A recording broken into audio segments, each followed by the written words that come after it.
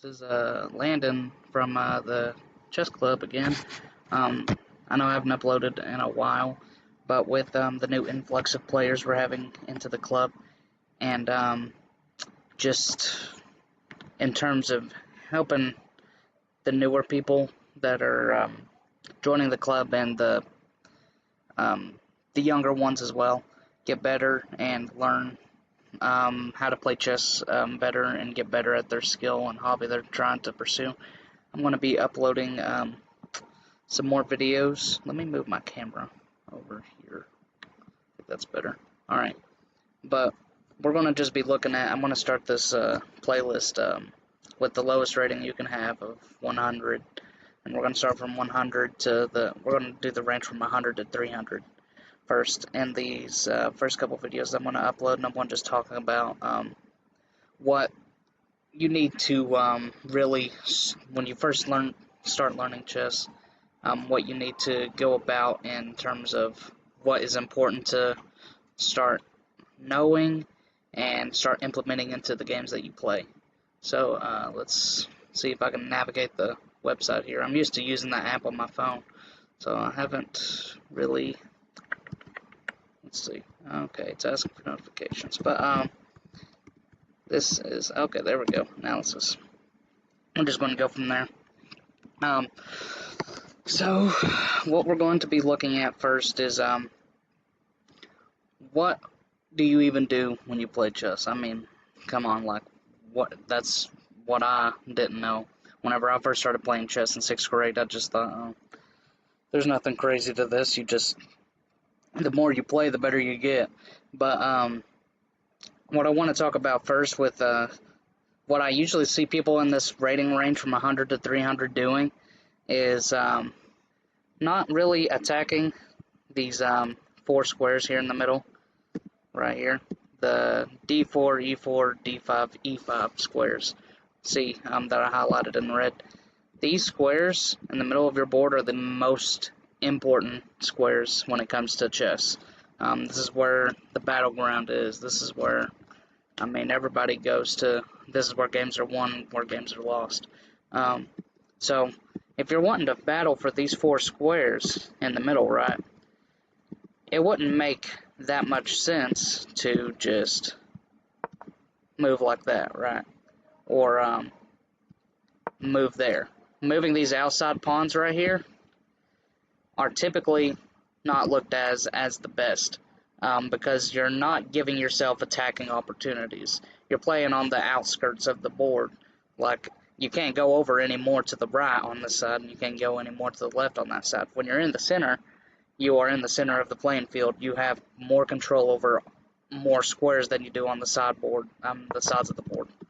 So, like, do you see this bar right here? This is called the eval bar. Now, this is just what the computer generates, and if you ever see the plus sign or the bar is full more white, then that means white's doing better, and if it's more black, then it means black is better in the position. So, like, let's compare white playing e4 here and see that.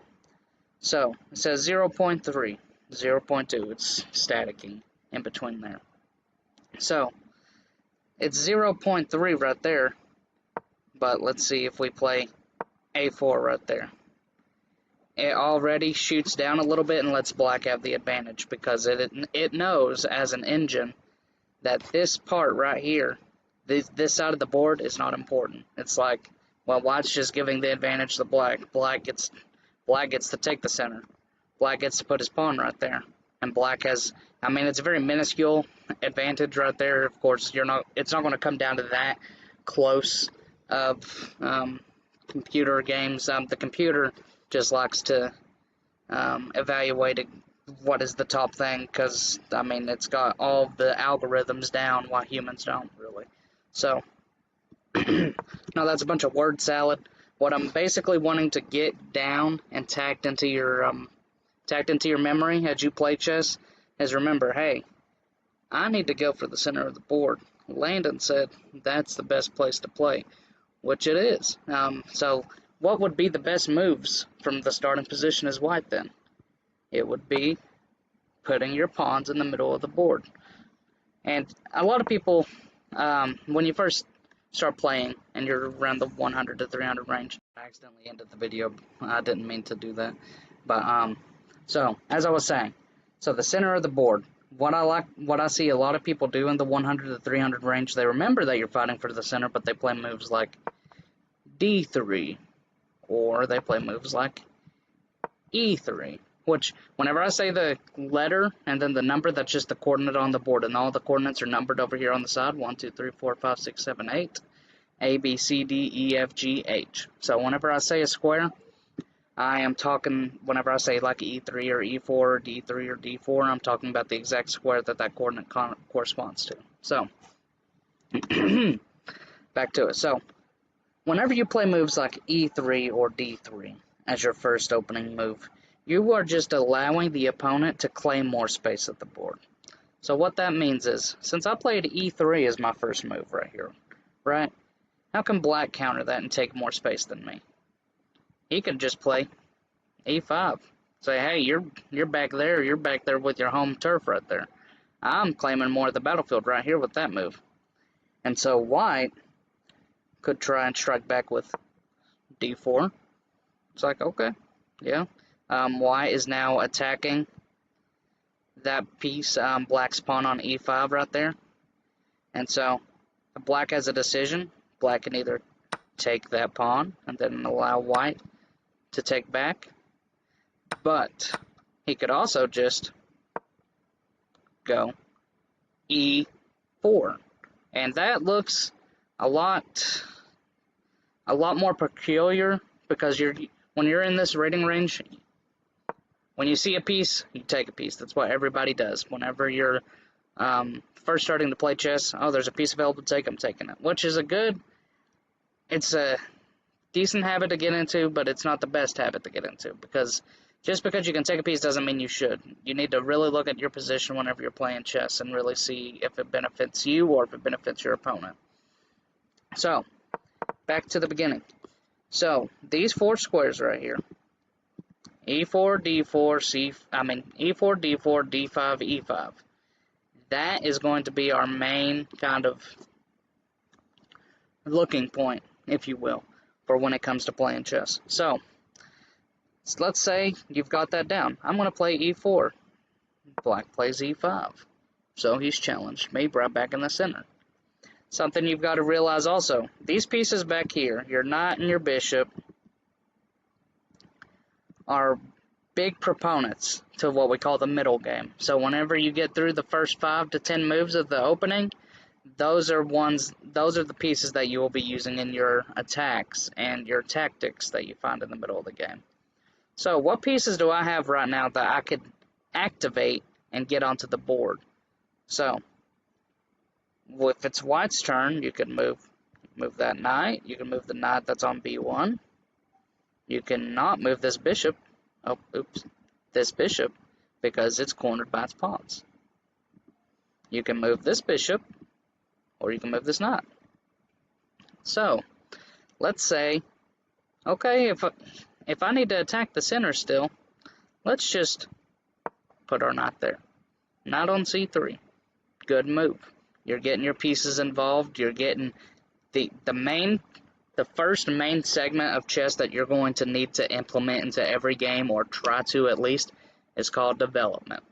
Developing your pieces just means getting all of these pieces that are on the back rank involved in the game and having a job to do, being important.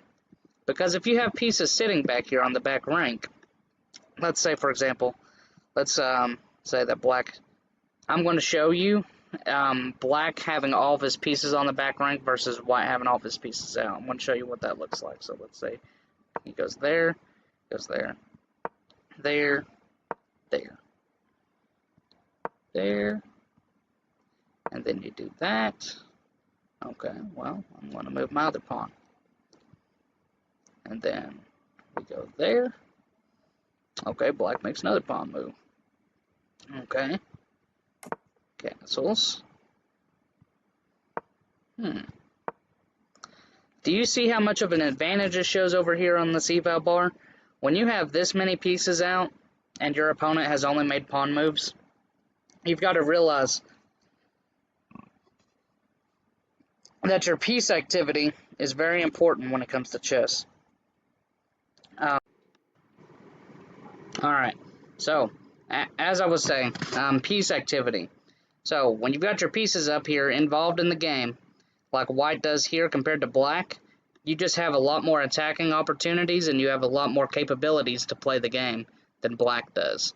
So, let's back up to the beginning of the game, as we were. So, e4, e5 is played, and then white plays his knight there, knight to c3. So black is going to respond by developing as well. He's going to play knight f6. So everything's going smooth, everything's going fine right now.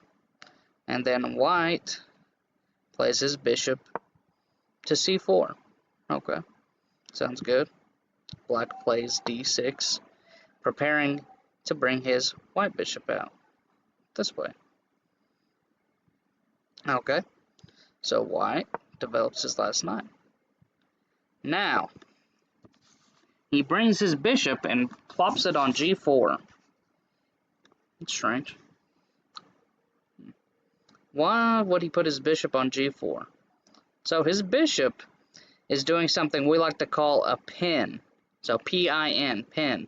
When you have a pin in chess, what that means is you have a piece or your opponent has a piece that is not letting another piece move. So the bishops control diagonals, right? So black's bishop on g4 is pinning my knight to my queen, because what if I played my knight to g5? Look at that bar. Do you see it? It just went whoop, went straight down. So black can now take my queen. That's not good. That's game over. So because he is pinning my knight right there, I cannot move my knight. That is cutting off my mobility with that knight. So it's not the end of the world, because if he ever takes my knight, well, on his next move, let's say I go ahead and castle, which is what I was planning to do anyway. If he takes my knight, I can always take back with my queen. Okay, we're fine. So, back to it. Before I'm going to show you, if you do not know what castling is a maneuver in chess, one of the main parts of the opening, where you want to get your king safe. So if you have moved all of your pieces that are in between your king and your rook, either on your king side or your queen side, you can move your king over 2 squares and the rook to the other square. The only way you can do that, though, is if your king has not moved and the rook you are castling with has not moved either. So that's the first rule. Second rule is, if you are going to be castling through check. What does castling through check mean, Landon? I don't even know what that means. Okay, so let's show you what castling through check would look like. Let's make some very strange maneuvers here to get the board showing that. So say he went, let me go here. He takes my knight. I go there. Brings his bishop there. I go there. So crazy position, I know, but in order to castle, your king cannot get attacked when it goes to castle. So, like, whenever I try to castle right here, it's just saying, hey, man, you can't do that. That bishop's on e2. It's not going to let you castle. Because if I was to go this way to castle, my king would be hit by that bishop, and the bishop would be able to take out the king. Whenever you look at this from not a chess standpoint, but just a basic standpoint, if you're going into the line of fire of something, you're going to get struck down. So, you cannot castle through check, and you cannot castle if you've already moved your king, or if you've moved your rook, and if your king is already in check, you cannot castle. So, let me see what that looks like. Okay, Landon, so, let's say I'm in check now. Let's say, let's play some more crazy moves. Okay, I want to go there. He's going to go there. I want to go here. And he comes down here. Queen e3. He's checking me. I am not allowed to castle out of check. I have to either block the check, move away from the check, or take the attacker that is causing me check. So, That is how castling works. Let's go back before all the craziness ensued. So bishop g4. Let's castle. So as we were now in this part, if the bishop takes the knight, like so, you do not want to, under any basic, 9 times out of 10, you do not want to take with your pawn that's in front of your king. Because these 3 pawns right here, the reason you're castling is to get in a more secure place. You're not in the center of the board and you're behind pieces that defend you. So if you take with the g-pawn, it weakens your position. What you need to do is take back with the queen. Your king is no longer opened on this file like it would have been if you took with the g-pawn, because look at how open that is. That means any piece that controls long files like that, like a rook or a queen, can easily attack your king in there. You don't want that to be happening. So, you take with the queen in that circumstance. So that is going over pins. Now, let's try and go over what a fork would be. Alright? So let's back up. Alright, let's say black plays that. We'll go up here. Black plays that. We'll go up here. Black plays this.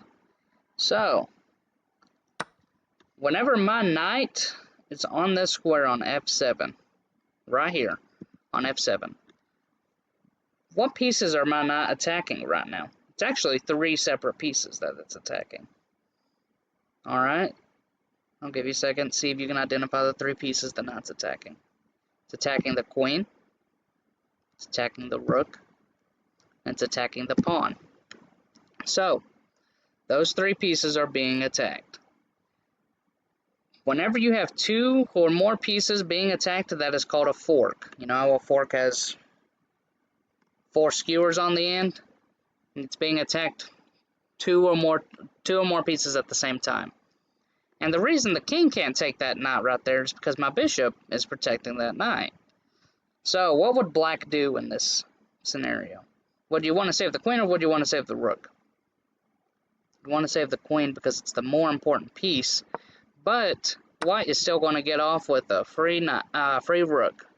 So forks are when 2 pieces are attacked at the same time. Pins are when a piece cuts off the mobility of another piece by pinning it to a more important or valuable piece. Doesn't have to be more valuable, but typically that's what happens. So, let's back up a couple stages here. Alright, so we're still in the opening right here. Let's go forward, see if it kept everything. Yep. Okay. So, we castle. Black brings his knight here. And what you're going to want to watch out for whenever you're developing all of these pieces to the middle is for mistakes. It could look like it's nothing, but there could be mistakes just thrown anywhere. So let's say black plays something like b5. That's scary. That's attacking my bishop. A lot of people get scared at the idea of their pieces being attacked. They just move away instantly. They're like, okay, alright, I'm not letting that take my piece. So, when you see pieces like this that are coming to attack you, you got to realize when you're playing chess, this is a slow game. Alright, unless you're playing blitz, but that's another topic. Chess is made to understand what you're really looking at when you're playing the game.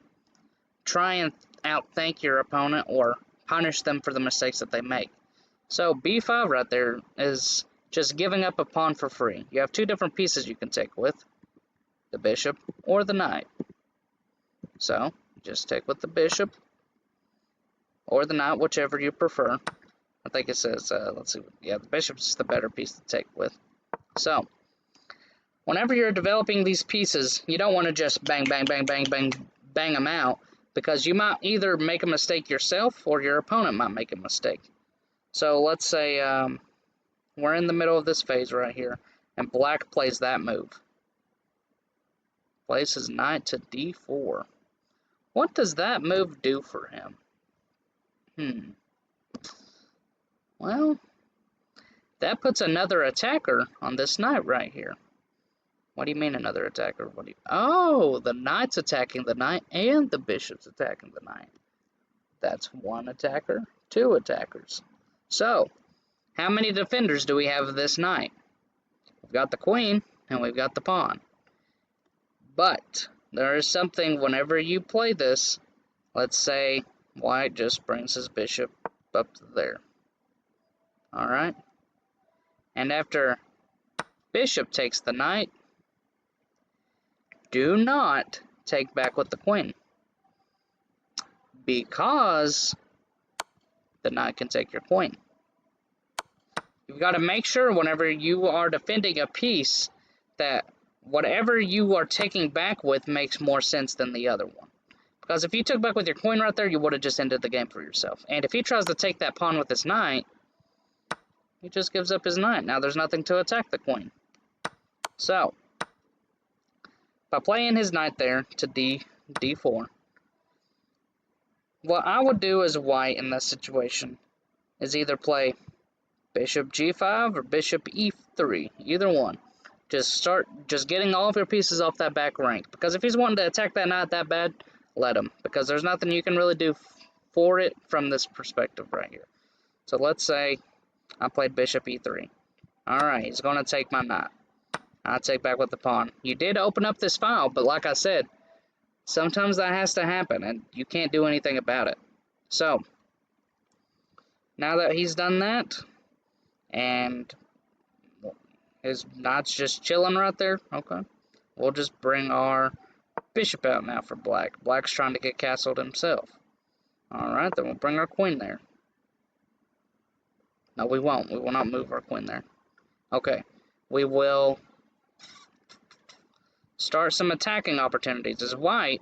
Now that you've gotten all of your pieces on the board in the middle of the game, something that you would like to, that you need to take notice of in the middle of this situation, there is something that looks very strange, and that is these two pawns right here on the F file are something called doubled pawns. When you have doubled pawns, it limits the mobility of the pawn in the back, and you want to try and knock it out where you see it. You want to try and get that forward pawn out of the way or trade it off at some point. So, let's play f4. Let's say he takes that pawn. That's not a good move because he just removed his defender from the knight. So now you can just take the knight because he said, "Oh, look, that's a pawn I can take. Cool, I'll do that." And then you'd get a free knight right there. So, let's say he doesn't take that pawn and he just plays, I'm going to play my queen to d7. He might be setting up the castle for the queen side or the king side. We'll probably do the queen side just so you can see what it looks like. So, after that point, you can either undouble your pawns like I said just a second ago, which would make it more, the mobility for the f pawn easier. So let's do that. And then black takes back with his pawn. And then we could just move our queen up and get it involved, or we can play our knight up to d5. There's multiple things you can do here, but I was just trying to show you how to get to the middle game, because that's the main thing we're going to start focusing on is openings first. For the 100 to 300 range, we just want to get you in the middle of the board game of chess playing the game. So, we're back to the beginning. What is the first core concept that we need to know? I don't know. No. The middle of the board. E4, oh, shoot, fire. E4, D4, D5, and E5. Those four squares are the most important. I'm going to say it till kingdom come. I'm going to say it over and over and over again so you learn that. So you know that. That is where all games of chess are thrown down. So, if you're like, well, Landon, how come whenever I see white play e4, I see a lot of the top players play c5? Yes, that is true. That is a specific opening to counter the center right there. See? he's still attacking the center squares. There will be contradictions whenever it comes to this, but you need to listen and learn at the beginning. Whenever you're first learning, you need to implement these small habits and get used to them. Getting these pieces on the board, getting them involved. And a lot of beginners as well, whenever they first start playing, I see a lot of openings that go like this. Okay.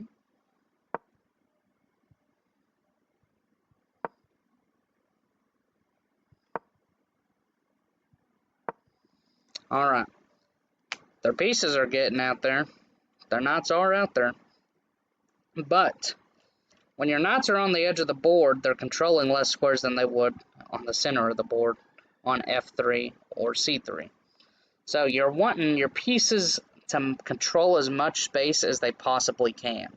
That is one of the main topics that we need to get nailed down as well. So, and with that C4 move, that's also a very bad move because now your bishop only controls these two squares right here. And it would take, if you wanted to get it out here to control more squares, you would have to go 1 and then 2. It would take 2 moves. So, I know this was kind of a little bit all over the place. I'm going to try and implement some sort of regimen for this. I'm wanting to just go over the basics with you guys, where I just did a video over how to get your pieces involved and stuff. I think I would like for my next video to be what's going down in the middle game. Still 100 to 300. We're going to just be looking at blunders. We're going to be looking at how blunders occur and how to stop that. And how to punish people that blunder as well. So, that will be it for this video. This is the first video for the 100 to 300 students. And I hope you guys enjoyed this kind of content. If you don't, it's fine. I just figured I have more time on my hands at home to make online videos than I could teach you in an hour or an hour and a half at the club meetings. So, I appreciate it. And if you guys have any suggestions, feel free to reach out. Thank you.